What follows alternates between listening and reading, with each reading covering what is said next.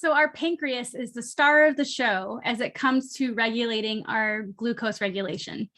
And when a patient doesn't have good pancreatic function, they can have what's called type 1 diabetes, a lack of insulin production that makes them insulin dependent.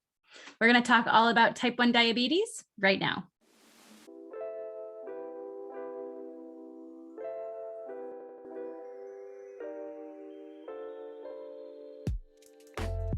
Like all autoimmune disorders, type 1 diabetes happens when the body doesn't recognize its own cells and attacks its own organ.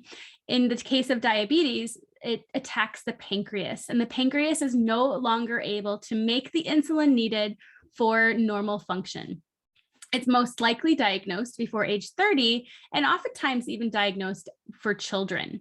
It affects about 1.25 million people in the United States. And like all autoimmune disorders, it has some kind of genetic component with some kind of trigger. So some sort of genetics plus environmental factors cause the body to attack itself. So with glucose regulation, we need insulin to unlock our cells so that glucose can enter.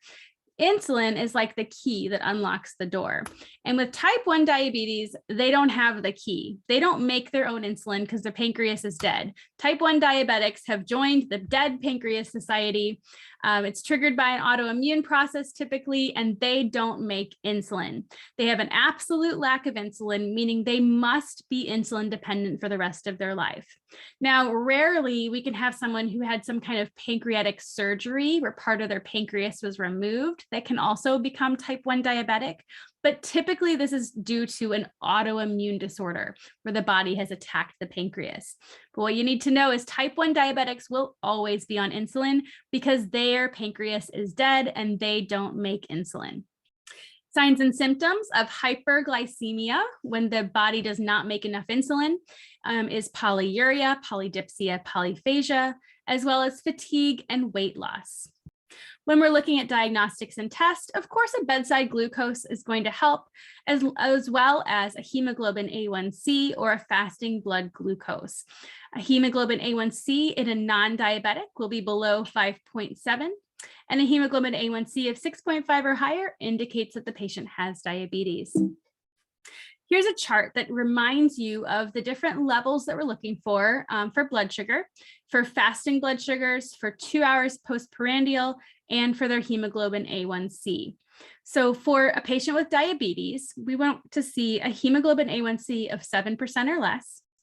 A 2-hour postprandial should be less than 180.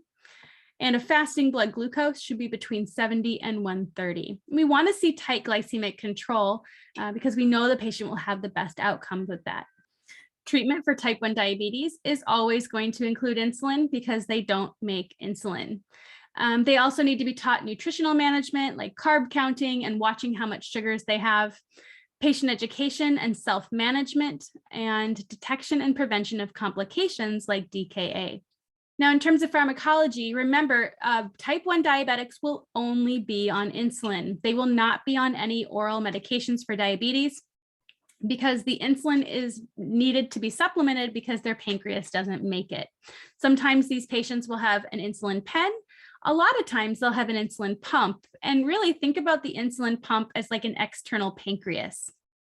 The most common complications with type 1 diabetes would be DKA, diabetic ketoacidosis, and hypoglycemia if the amount of insulin the patient gives themselves is too much for what their glucose demand is. DKA is going to be a separate video, but just as a reminder, some of the most common symptoms and signs of DKA include the 3 polys, polydipsia, polyphagia, polyuria, along with a fruity smell to their breath caused by the ketones that they're producing. Kussmaul's breathing, which is deep, rapid respirations, hyperventilation, and nausea, vomiting, and abdominal pain, as well as polyuria and glucoseuria. These are some of the signs and symptoms you'd want to pay attention to cue you into the fact that your type 1 diabetic is having a complication. As always, let's go through the nursing process as it relates to type 1 diabetes.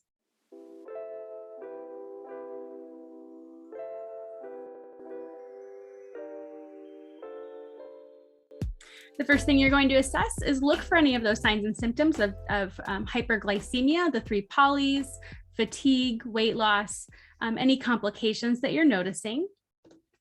And then in terms of nursing diagnoses, we can see impaired tissue perfusion or risk for neurologic impairment. In terms of intervention, you're going to be assessing things on the patient like their vital signs, their glucose.